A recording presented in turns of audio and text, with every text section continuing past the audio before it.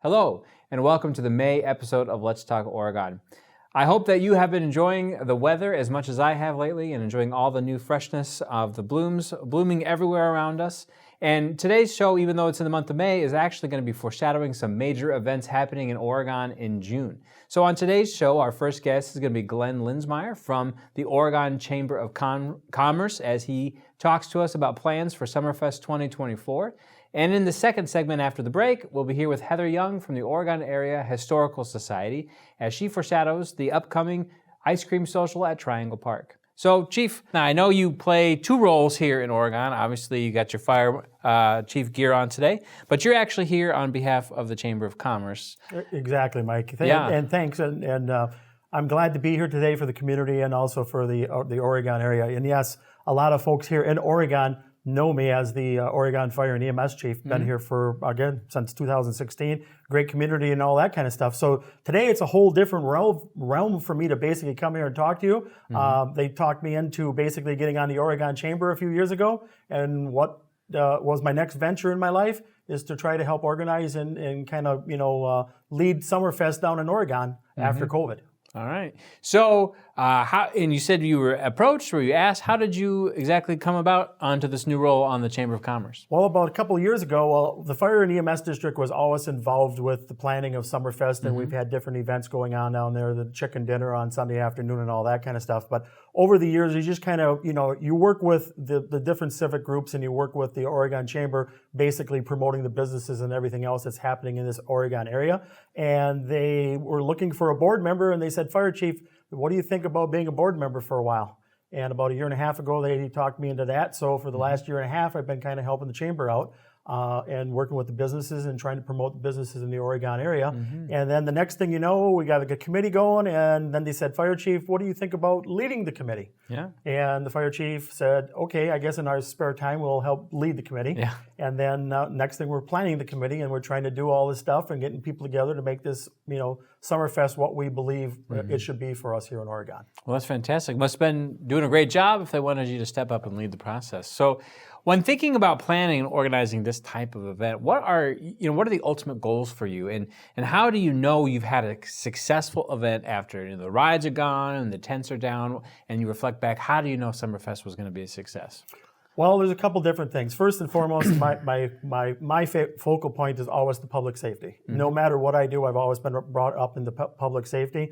And anything that we plan, we want to make sure that we look at all of the safety of today's public events and that kind of stuff. Anything from our parade to our different events to our ball stuff and all that kind of thing. We just want to be prepared, or inclement weather, that kind of stuff. Working the school district, making sure we have a shelter in place and all that. You take all that safety stuff out of play, then you get to, you want to say fun stuff and that kind of stuff, but you start talking about entertainment, and believe me, I found out about all the different bands and different cultures and you name it, the different things that the people of Oregon want. And you talk about a way of basically judging us or being grading how good the event is. This day and age with social media, people will let us know beforehand and even after the fact how we've done. And ultimately, at the end of the day, it's about how many people are down there. And, that's the key, to bring Oregon together. I mean, that is the key to the Oregon Chamber, to bring businesses and community together, one spot, and that's Fireman Kaiser Park for that 3-day event, and to be able to make that a family and also a community event for those 3 days. Yeah, that's really exciting. I'm looking forward to the events. Of course, I'm a big fan of Summerfest myself. So it's 2024. I've heard that there's going to be some changes happening for Summerfest. And so do you want to foreshadow what those changes are going to be? Yeah. Any new offerings this year? And what should folks be excited about? What should we be looking forward to? It is definitely a change of the past venues that Oregon had for Summerfest. It used to be a 4-day event. It used to be starting on Thursday night already. They had the fireworks on Thursday night. It was kind of a sneak peek, open up the midway, that kind of thing. That has basically changed. I think everyone recognizes that this is a busy world with families, got a lot of things going on, sport events, you name it. So we kind of honed that back in, and we made it a 3-day event. So basically, the event is going to start on Friday night, the 21st, and go through Sunday, the 23rd. With that, basically the second part of that is like what wants to bring someone down to Summerfest. Looking at the events, we wanted to bring youth in there, so we got some youth baseball going on. Of course, we got the traditional softball, that kind of stuff going on in the main diamonds, and then of course some softball, and then attractions at night to bring our seasoned community down there, and also basically transition into a larger community at night, say at 9 o'clock or so, when you have some different style bands. So we have, kind of some 50s, 60s classic music, that kind of stuff, and then we go into some, some cherry pie music with those groups later in the evening, that kind of thing. So it's just kind of a lead-in. And then we looked at the hours that Summerfest is basically open as far as the amusements. We tried to consolidate that down and actually have it, less hours, but try to fill it up and bring the families down to that kind of stuff. And that's starting on Friday night. Yeah, that's really exciting. So it sounds like a little bit of mix for everybody. Now, we can still expect to have a carnival. Is that correct? That is correct. Do I understand that's a new provider this year That as well? is a new provider. Okay. One of the other things is the Oregon Chamber Group, this committee that we have in place now. Right after last year's event, we got involved in going out, basically going around Dane County in southern Wisconsin, looking at other venues and events. And that started by looking at different amusement rides and everything else. The committee came back and made some recommendations to have some different, rides, some different stuff down there to bring other folks in, that kind of thing. And what we've had in the past always worked for Oregon, that kind of thing, but the times are changing, and it's just time to do some different things with our culture and our groups and try to bring people in. So yes, we have a total different group that's going to be taking care of all of the amusements down there and all that kind of stuff. And like I said, the other thing that we've done, as far as like every night, Saturday and Friday night, basically we're going to have two bands. We're going to have a lead-in band starting at 5 o'clock, and then we have our main highlighters starting at 8 o'clock. And it's just something to bring our seasoned community out in the community. If those folks want to leave, that kind of thing at 9 o'clock at night or so, that other band takes over, and it's just a different venue, and it's kind of for all ages. Right. And so, I think it doesn't take long for people in Oregon to realize one of the best places to be usually is at Summerfest and under that beer tent, but it's going to be called something different this year. Is that correct? We kind of really, again, times are changing, cultures are changing, different folks planning and all that kind of stuff, and we're just calling that our main tent now. Of course, it'll be our big tent, and yes, for those that have been around a long time, they're still going to probably find those beverages there in that tent, but that's going to be our main tent. And then we've got a second tent, which we've done last year also, is basically a family community tent, which on Saturday we're going to have bingo in there in the afternoon, and then on Sunday we've got a magician out there on some different things, some different venue. Again, different things to kind of attract different folks, different kids, different times.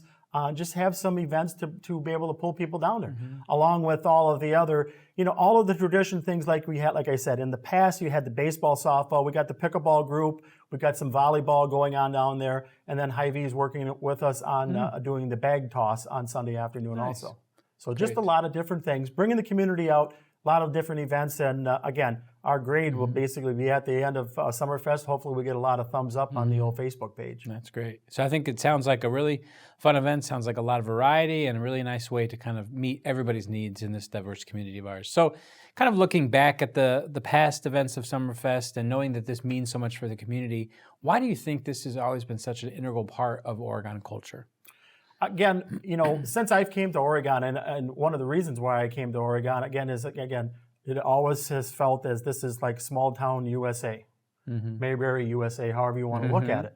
People on the street will, again, more often than not say hi to you, a perfect stranger, all that kind of stuff.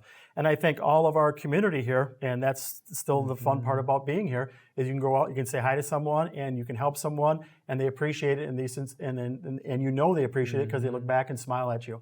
And that's kind of, I think, how the Oregon Chamber looks at the businesses in the community, bringing everybody together, trying to support the businesses and all of our different venues and all these folks that come together. But just, there's a lot of bad things in this world, but for 3 days and for a lot of the year, Oregon is a good spot to be because everyone seems to like and work and help their neighbor out in a time's need.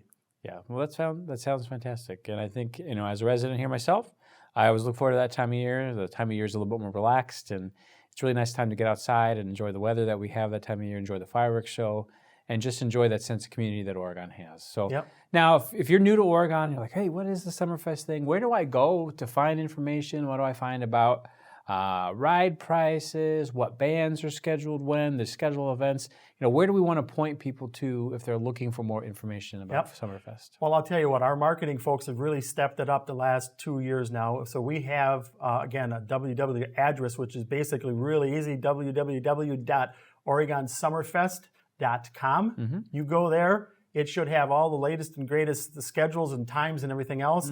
And some things are still getting tweaked a little bit here or there as some timing and that kind of stuff.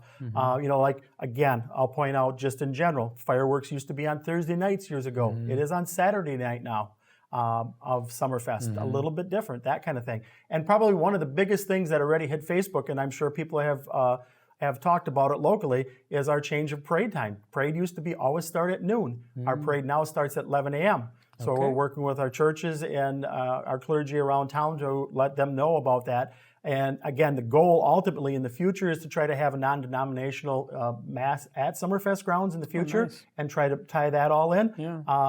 But at the end of the day, when the committee looked at this, it was one of those things that's just like our vendors and people, we need a Sunday afternoon of people down at Summerfest grounds to really make it work for everyone that's involved with that. So we did a little changing and a little tweaking. So I believe that's all going to be good. But anytime you do change, people are ask questions and all that. Change is very hard. But again, we've got a great community and great, we get the word out to folks. People will know it, and I think we'll be just fine. Hopefully the weather's good. Maybe not 100 degrees, but we'll take 85 to 90. That's great. So you heard it here, folks. Parade time has changed. Make sure you get out those blankets and chairs a little bit earlier this year. Make sure you get your spots. I'm sure OCA is going to be doing full coverage of that parade as they usually do, so that'll be exciting. You can catch it online if you can't make it downtown as well. So kind of in closing, I want to ask you, Chief, now that you're kind of done with the chamber hat here, let's talk about what are your concerns about fireworks show? You're the chief here and you're talking to me about fireworks. What do we need to think? How are people going to use this safely? How do you make sure we stay safe? So anytime we do with fireworks, we always look at our NFPA codes and standards and all that kind of stuff when we have for year. So we know the different size shells that they'll be using, the ordinances basically, that'll be basically put off. And then we look at the setbacks. So we know what that size of shell is, and the setbacks are, say, 350 feet from every direction. We set that perimeter. We'll put barricades up. We'll make sure that everything is tied off and roped off so people can't get in. And then our men and women from the fire district will be policing that. We'll have some help from the Oregon Police Department and then a bunch of volunteers from the Oregon Chamber to be able to make sure that we keep that safe. And then, years ago, all of those ordinances were all hand-lit stuff. I mean, you go 20 years ago, 25 years ago, even 15. There's some places that still do it. They'll light them by hand. All this show is all upgraded. Everything is basically auto-ignited basically off of computers. So we try to make sure our safety is taken care of and all that kind of stuff. And then, of course, the men and women from the fire district are in place when and if we would have a little spot fire here or there,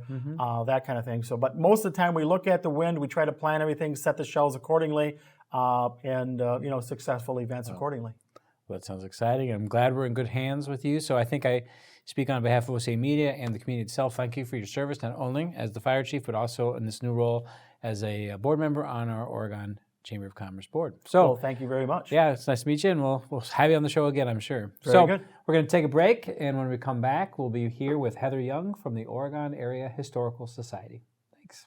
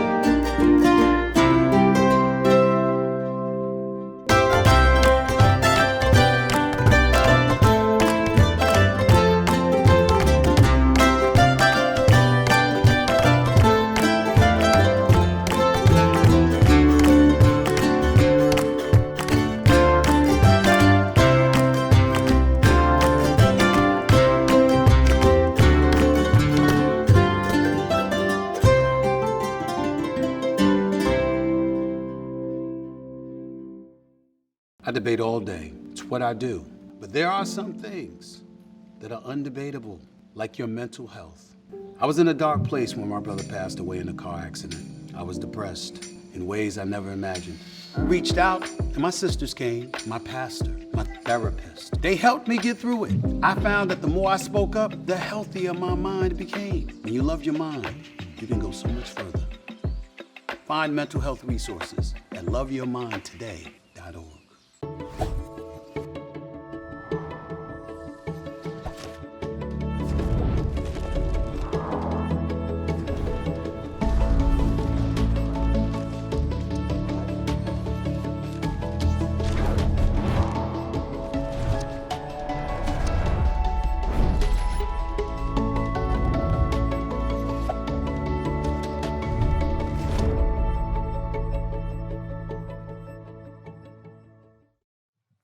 Hello, welcome back to Let's Talk Oregon.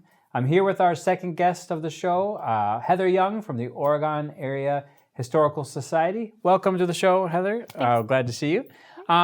So, there may be people in our audience that don't even, know about the Historical Society, so I think we're going to take this interview in a couple different directions. Yeah. But first, can you kind of inform our viewers about yourself, your connection with the Oregon community and the Oregon Area Historical Society? Yeah. So I got involved with the Oregon Area Historical Society by asking too many questions about historical houses. Melanie Woodworth was the coordinator at the time of the museum, and I kept emailing her, well, what's this house about? What's this house? What's this house? Mm-hmm. And she asked me to come down to the museum one day and handed me a file and says, this is your job now. You're a volunteer. I was like, oh, okay. So I became a volunteer on the spot that day, working at the Historical Society, just because I had questions. We are, not many people know where we're at. We're at 159 West Lincoln Street at the corner of Market and Lincoln, in a nondescript silver building that used to be the lumber, Oregon Lumber. And I had to Google to figure out where it was, too, because I didn't know where it was. And I meet a lot of people that say they don't even know we have a museum. But yeah, I've been working there for 4 years now. And I absolutely love it. Yeah. I absolutely love the history of this town. That's exciting. So when we talk about the Oregon Area Historical Society, this is a great resource, right? What should people know? What are the goals and aims of your organization, and how do you get the information out to folks? And what can they expect to find if they decide to come visit you? Yeah, so we have an extensive collection of family histories, like Oregon people family histories. We have artifacts from different families that have lived here in the past.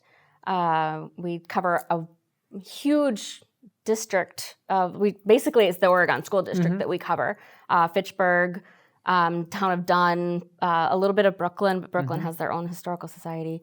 A little bit of Evansville and out that area too. So basically if Oregon School District touches it, then we touch it too.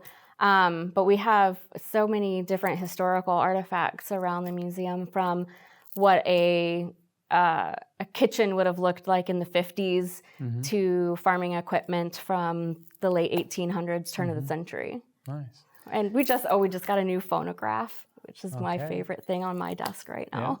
Yeah. That's exciting. It works. So it sounds like a really nice mix of interesting area families and artifacts from the era. And, just what do you find fascinating about this area's history? What are some tidbits that maybe our audience doesn't even realize? For me, I've been involved in the Oregon community since 2005 when I began as a teacher in the community. I moved to the community in 2016, and I still have yet to visit the museum. I know, hard to believe. But, for those of us that aren't those, homegrown Oregon kids and families, what should we know moving into this community about this area and its history? I think one of the coolest things was we used to be the horse capital of Wisconsin because there were more horse farms and horses per capita than people. How crazy is that? But with the horse farms closing and not as many around anymore, we have kind of grown out of that. One of my favorite parts of the Historical Society is our little library, our 1910s library. Just seeing how, because we've got the original desk and bookshelf that was in the 1910 library. Nice. So just being able to see like that stuff that, if my grandparents grew up here, they would have sat there. They would have gone to that circulation desk and stuff like that. So yeah, and I'm not an Oregon homegrown person either. I'm from Florida, so I got roped into it because I asked historical questions. Yeah, sounds good. So now you have a really important event coming up at Triangle Park, and it is going to be your annual ice cream social, and I believe there's pie involved and there's music involved too. So when we're talking about this event, what are you hoping to accomplish? What do you want people to take away from this event, and why do you want people to come? What's the purpose? The purpose is, good music. The Oregon Community Band plays on Tuesday nights, and we love working with them. This will be our 36th year of doing our ice cream social. Wow. I can't remember how long we've been doing it with the community band, but 36 years, that's pretty gosh darn good. We have a lot of volunteers that donate a lot of pies. We don't want to take them home. So come out with your cash and listen to music and buy pie and ice cream. And last year we raised over $800, and that was our best fundraiser yet for the ice cream social. So we want to make more this year. Yeah, so this is a fundraiser, obviously. It is so a fundraiser, you can, make donations to the group. And what do those donations go to support? How does that money then turn into some tangible things at the museum? Well, it helps us keep up. We have a player piano that we have to get serviced every now and then. Wear and tear on different things in the museum, or air conditioner or whatever. Any of the fundraising money goes to hopefully a nest egg so that we can build a bigger building someday too. Great. And so there might be plans to even expand, is what you're saying? Hope so. We do need a bigger building. Yeah, exciting. We have a lot of artifacts. Yeah.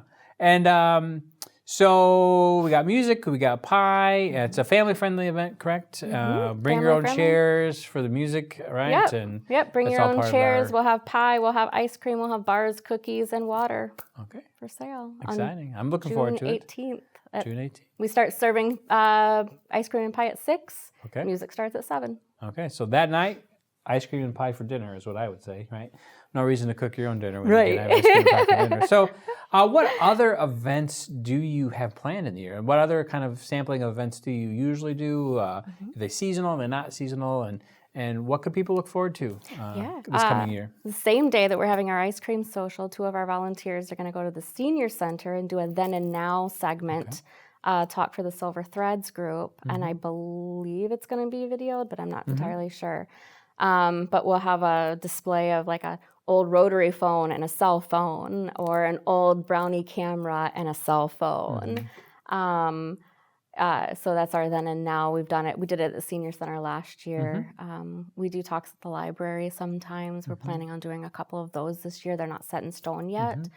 We have our quilt raffle going on right now. There's more information on our Facebook page for that.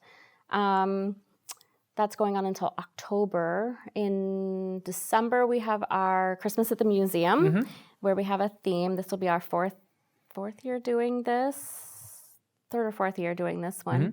Our first year was a Victorian Christmas. It was fantastic. I get to dress up in clothes, so I love it. Got a little adult dress-up time. And so you usually do an annual Christmas event and an annual summer fundraiser, right? Yep. And what do you, to attend like a Christmas event, is that free and open to the public, or is it donation-based? It's free and open to the public. We love donations, though. That's how we keep our lights on and the doors open. So, yeah, we love donations. Great. So, how can people visit this museum? What kind of hours do you have, and when are you open? When can we come find you? We are open every Tuesday from 10 a.m. to 3 p.m. The first Saturday of the month from 9 a.m. to noon. And then in the summer months, June, July, and August, we're open every Saturday from 9 to noon. Okay. And we're open by appointment as well. Okay, that's very cool. So, check out the website for that information, obviously, and find out when you can plan your visit. It's a kid-friendly environment, correct? Definitely. Yeah, that's good to know. And then, are you looking for any help, any volunteers, any way that people, if they're like, hey, this sounds like right up my alley, I'm new to this community, I'd love to be a part of this. Yeah, we're always looking for volunteers. We definitely need somebody to help us go through our family files and kind of organize those a little bit.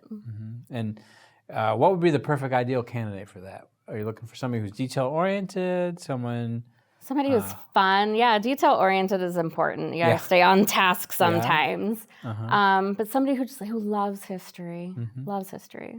Great. So, that kind of brings us to a close on this episode today. And I think a common theme that I've kind of gained from this episode is that we have a wonderful community. We have a sense of our past, right? With here, I was talking to Miss Young, and we also have kind of the present as we're talking about the planning for this annual tradition of Summerfest. And I think, both of these organizations and both of these events can't happen without, one, us as a community coming out and supporting them in every way we can, but two, also by volunteering and giving our time to the community is super, super important. So I know we weren't able to highlight this in our segment with Glenn, but if you check out that Summerfest website, there's lots of volunteer opportunities there. Obviously, check out the Oregon Area Historical website and also get some opportunities for some volunteerism there. And let's keep making this community an awesome place to live. So thanks for coming in, Heather. Thank you. And we'll see you at June. We'll see you at Summerfest. We'll see you at the Ice Cream Social. Yep. And let's have a great end of our spring. We'll see you next time here on Let's Talk Oregon.